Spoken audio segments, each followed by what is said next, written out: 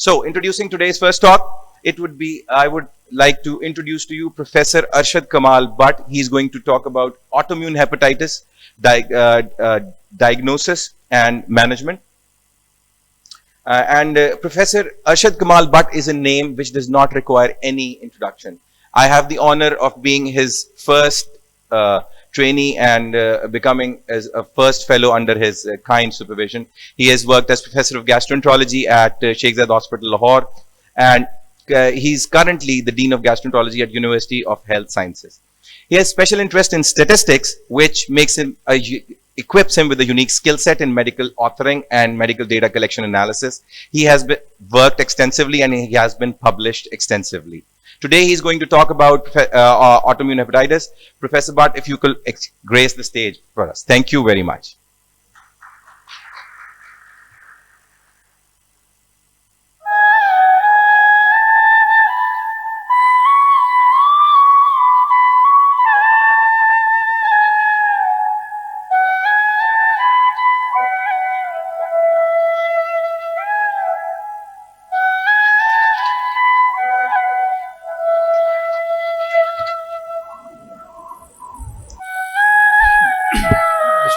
Ladies and gentlemen, very warm good morning to everybody.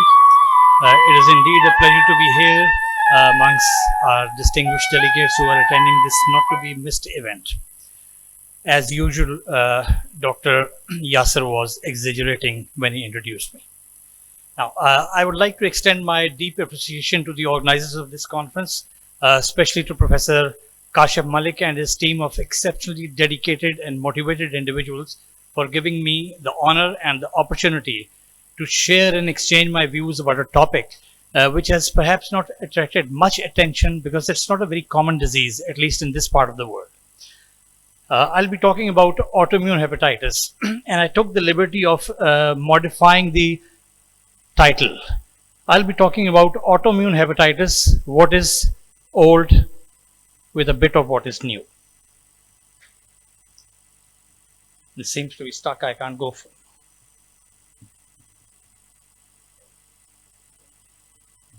Ah, yes. Okay. Financial disclosures. I have nothing to disclose, although it always looks very impressive if you have something. It's a huge topic, and therefore I cannot possibly talk about every aspect in the next 20 or odd minutes. So as a practical necessity and in the interest of time, I'll be talking about briefly the historical overview of the disease, the clinical features which we are likely to see, what is the pathogenesis and pathology, a few words, what should be the diagnostic approach, which is the main crux of the today's presentation, and finally treatment. Now, if we look at the history of autoimmune hepatitis, ladies and gentlemen, it's not a new disease. It's been known for the last 7 decades. The first cases were described by Dr. Wildenstrom, who was an intern in internal medicine way back in 1950, what was then West Germany. And he described hepatitis in a cohort of young women who had elevated ALT and AST along with high gamma globulin levels. And the name Leupolid hepatitis was given to it because we believed that it was part of the SLE syndrome. This was changed to autoimmune hepatitis when we realized that there was a very strong autoimmune background to this disease. And I would like to remind you that of all the chronic liver diseases which we know of today, autoimmune hepatitis was the first one to have a dedicated treatment, even way back in 1950s. And it has persisted up till today. We all know that it's a chronic hepatobiliary injury. The etiology is not very clear, although as I said, we all know that it's got a strong autoimmune background, but why it occurs in a particular group and why it doesn't occur everywhere else, we don't know. It is characterized by lymphocytic or lymphoplasmacytic infiltrate producing what is called interface hepatitis, and I'll come to it in a minute. It can also produce lobular or pan-SNR necrosis of the liver seen on biopsy. Predominantly, it causes elevation of the transaminases most of the time. Occasionally, you will see alkaline phosphatase high as well, but predominantly it is ALT and AST that goes up.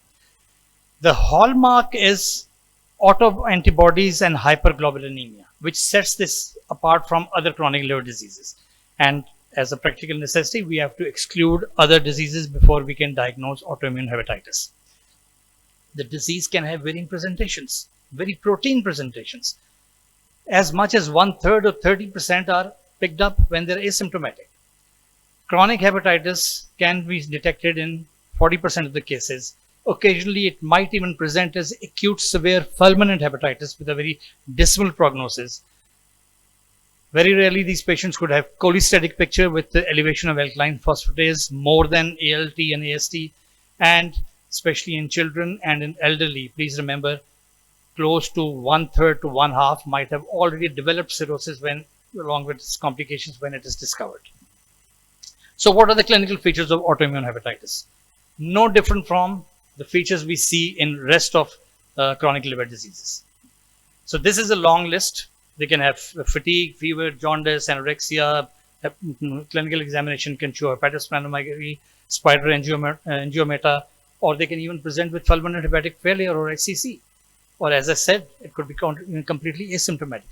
So this spectrum of presentation, you will agree, is not remarkably different from those suffering from chronic liver disease secondary to viral or metabolic or autoimmune causes. But as I said earlier on, autoimmune hepatitis has got a very strong autoimmune background, and it is associated with a long list of what we now know are autoimmune disorders: thyroid, connective tissue diseases, inflammatory bowel disease, celiac disease, type 1 diabetes, autoimmune hemolytic anemia, and so on and so forth. This was the reason why autoimmune hepatitis was lumped together with these diseases as an autoimmune disorder. If we look at the pathogenesis, we all know that human body, and in fact all biological organisms, have a strong immune system which is directed towards eliminating foreign agents, whether they are biological in the form of bacteria, viruses, or parasites, or even inanimate objects. But this immunological response is a balanced response.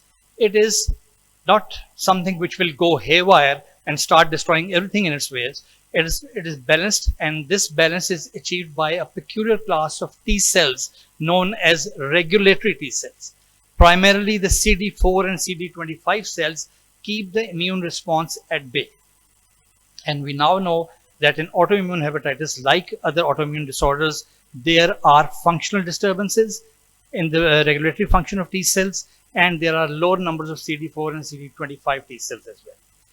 In addition, there's a concept of molecular mimicry. Now, we all know that our immune system recognizes foreign agents as non-self and mounts an immune response. Occasionally, it happens that some of the foreign antigens share certain antigenic similarities with our cells, and when the body launches an immune response against them, they get destroyed as innocent bystanders. So these are the two primary mechanisms by which autoimmune disorders are causing damage to our own cells. If you look at the pathology on the left side, you can see this is the picture of a normal liver cell, high porphyr. The central lightly stained area is the portal triad, and you can see the portion of the bile duct, the large arrow, the thick arrow, and arrowhead showing part of the portal vein, and then there's a small arrow which shows the branch of the hepatic artery. And we all know that portal triad consists of this. In addition, you can also pick up this area. You can see the interface where the portal triad meets the hepatocytes. This is the interface.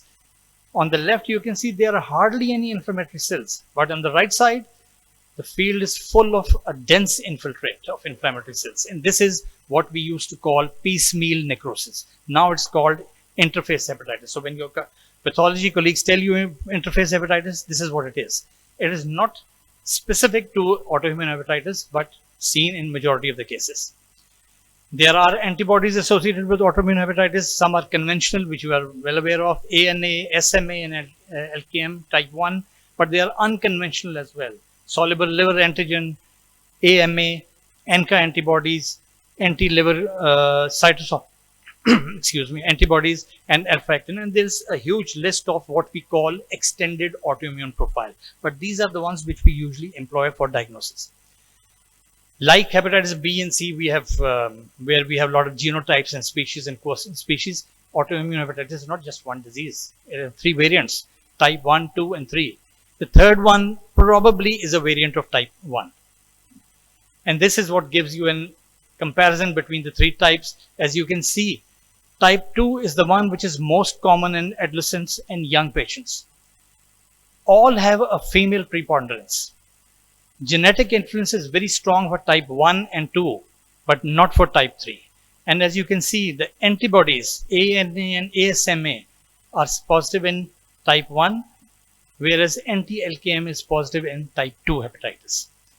Gamma globulins show a marked elevation in type A1 and moderate in type 3. And the good part is, irrespective of the type, corticosteroids are the mainstay of treatment. How do we go about diagnosing this disease? You have got a patient who has got evidence of disturbed or elevated transaminases. Now, what do you do about it? You go through this whole list first, because as we say in medicine, common things commonly, rare things rarely. In this part of the world, hepatitis B and C is common, so we would be looking at viral hepatitis first, but you have to look at all of these and exclude them. So primarily, it's a diagnosis or at least a suspicion of exclusion. To facilitate diagnosis of autoimmune hepatitis, the International Autoimmune Hepatitis Group suggested way back in 1999 to look after these 12 parameters. And they scored them, each one of them. If the total score or the composite score was more than 15, it was definite autoimmune hepatitis. It was between 10 and 15, probably. Less than 10, probably not. But this is, at least I find this very difficult to remember. I can't possibly remember all these factors and how they are scored. So to make our life easy, there was a revised or simplified criteria which took into account only 4 factors. Autoantibodies, ANA, ASMA, and LKM, and soluble liver antigen, immunoglobulin levels, histology, and exclusion of viral hepatitis. Now, please note, liver histology is not excluded. It is a very important part of this diagnostic work. And as for the original concept, if the score is equal to or more than 7, you can bet your money on autoimmune hepatitis. If it is up till 6, it is probable. Less than 6, the evidence is at best it's tenuous. But remember one thing as well, 2 groups of patients could be missed. 1, those who have got acute permanent severe hepatitis, and 2, the pediatric age group. And by the way, I'm not going to talk about the pediatric age group because this is my specialty is adult hepatology, not pediatric hepatology. So how do we approach these patients? Looks like a very complicated and busy slide. Start at the beginning. We suspect that a patient has got autoimmune hepatitis. The next step to do is get the relevant autoimmune serology profile. If it is positive, then you need a liver biopsy, which is going to show you interface hepatitis. You have established the diagnosis. It is AIH, treat accordingly. However, if the serology is negative, then the second set of serology has to be done, the SLA, NCA, transglutaminase, and AMA. And for each one, if SLA is positive, you have got autoimmune hepatitis. If NCA, then another candidate also steps in, that is primary sclerosing cholangitis. And over there, you will be helped by your colleagues in pathology and radiology. If it is TTG, which is positive, the elevation is caused by celiac disease, and AMA has got these 3 candidates: primary biliary cholangitis, now it's been called, overlap syndrome, and autoimmune hepatitis. Sometimes your liver biopsy may not show you the classical picture of interface hepatitis, and it could show either bile duct injury or fat. So remember, other disease entities may coexist with it. What about treatment considerations? The goals of treatment: induce remission, prevent disease progression, minimize relapses, and improve survival. So who qualifies for treatment? Well, practically everybody except for a very small group. And absolute indications would be clinically incapacitating symptoms, relentless clinical progression, AST which is more than 10 times normal, or if it's more than 5 times normal with twice the IgG levels, and bleeding and necrosis and multilobular necrosis is seen. This is an absolute indication. I would include even the relative part as a clear-cut indication for treatment, because if left untreated, these patients will progress to severe and incapacitating liver damage. Anybody who's asymptomatic or the AST level is less than 3, or it's inactive cirrhosis or portal hepatitis, probably you wouldn't treat them. This is not indicated at this stage. And especially if somebody's got decompensated cirrhosis, don't think about treatment, send them to liver transplant. Outcome terminology, we need to be clear. When we talk about remission, we mean biochemical remission, which is normal biochemical parameters. Histological means the resolution of inflammation. Incomplete would be there is improvement in these parameters, but not to the extent that they totally normalize. Treatment failure is, despite your best efforts, the patient's conditions keep on worsening. Intolerance to treatment would be where the patient cannot tolerate treatment because of side effects, and relapse is exacerbation after you have withdrawn the treatment. So the treatment options available to us are basically steroids and azathioprine, and they have been in work for the last almost 7 decades. The treatment outcomes, which you can see, can be classified. Thank you. Can be classified into 4 categories.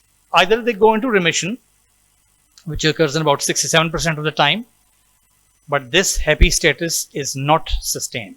When you withdraw treatment, 70% will relapse, 30% will remain in remission.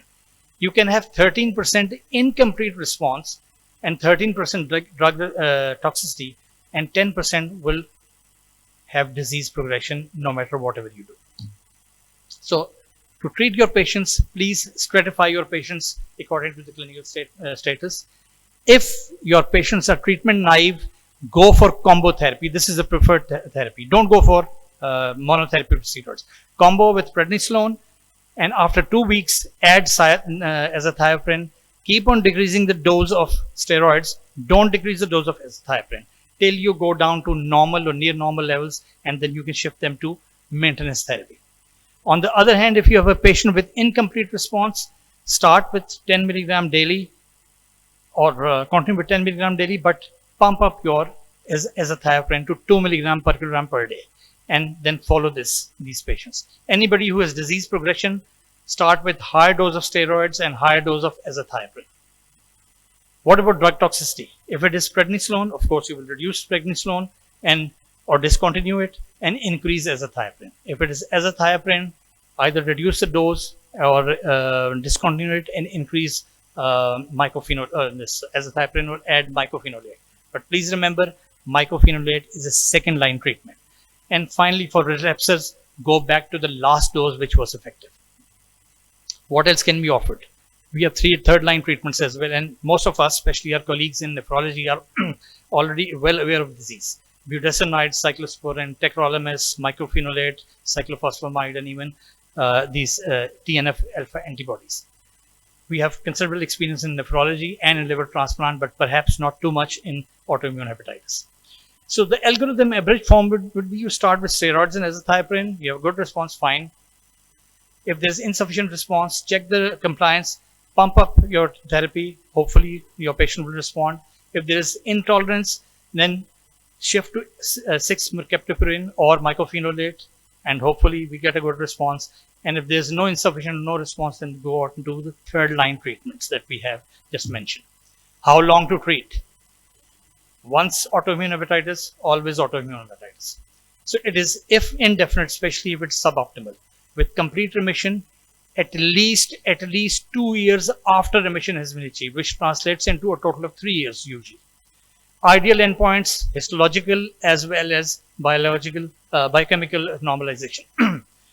You should be gradually tapering off your steroids and azathioprine, and once you have taken your patients off these medicines, monitor them under a microscope monthly for 3 months, then 6 monthly for a year, and then once a year thereafter for the rest of their lives. Pregnancy and elderly are 2 fragile groups. In pregnancy, steroids should be used in maximum doses, especially in the 3rd dose. Azathioprine is although categorized as category D drug, but we now know that it is a safe drug to be used in pregnancy. We have considerable experience in patients with IBD. Elderly, remember, they can present with advanced diseases even in the beginning.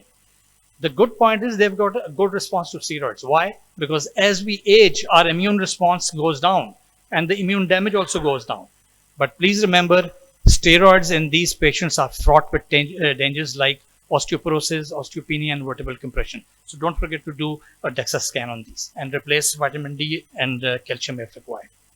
So the take-home message, ladies and gentlemen, is It's a lifelong remitting relapsing disease with a very strong immunopathological basis. The variation could be very, very different from asymptomatic one and to HCC and liver failure to the other. We do not have a single diagnostic signature test by which you can swear to it that it is autoimmune hepatitis. Steroids and azathioprine, even after 6 decades, are still the mainstays of treatment, although we now have availability of second and third line treatments, and newer molecules are on the horizon. But a word of caution, especially for the young gastroenterologists, these newer molecules are serious drugs with serious side effects. Then they should be used only by those who are well versed with their possible side effects and know how to handle them.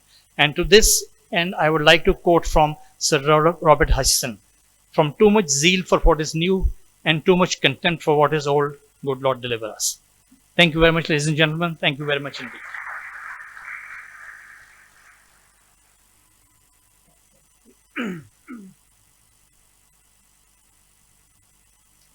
Thank you very much, Professor. But it was an amazingly summarized and comprehensive lecture. I'm sure the audience's need for knowledge has been fulfilled. So, as I have not received any questions yet, Professor Shahid sir, would you like to say something on this topic?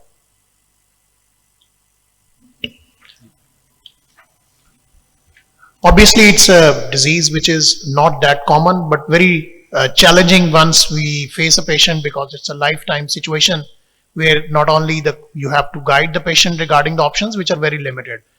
I have one question related to this particular topic.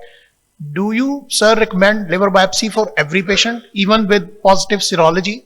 Because the remission can only be documented on biopsy. So should we plan it for every patient right at the start of the...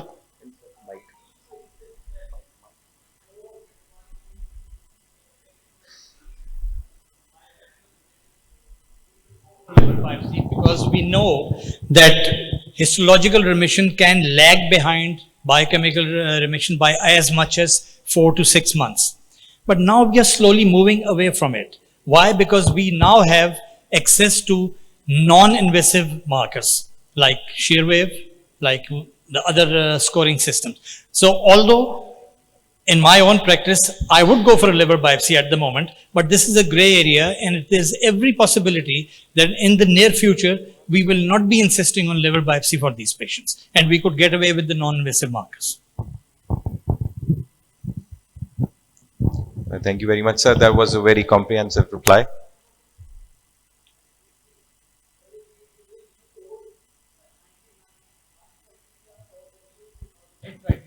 In all those, liver biopsy is at the center stage in calculation of the scores. You cannot get away without a liver biopsy in autoimmune hepatitis for diagnosis. Thank you very much, sir. Dr. Kyo, you have something to say on this? Yeah, just I do agree in the practice guidance with liver biopsy. However, sometimes we're faced with cases, pregnancy, etc., where you have a high ANA, high globulin, all other serologies are normal. And there have been series that have been reported. There was a large one out of Mayo Clinic as an example that showed that even though biopsy is in the guidance, we rarely have ever come up with another diagnosis if you have immune serologies. Are there times where you will not require a biopsy to initiate corticosteroid therapy?